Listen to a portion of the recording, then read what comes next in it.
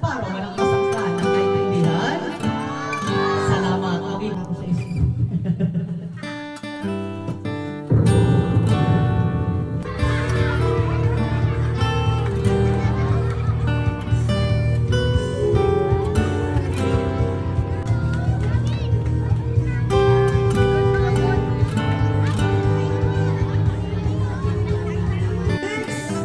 Ayan, wait muna kami.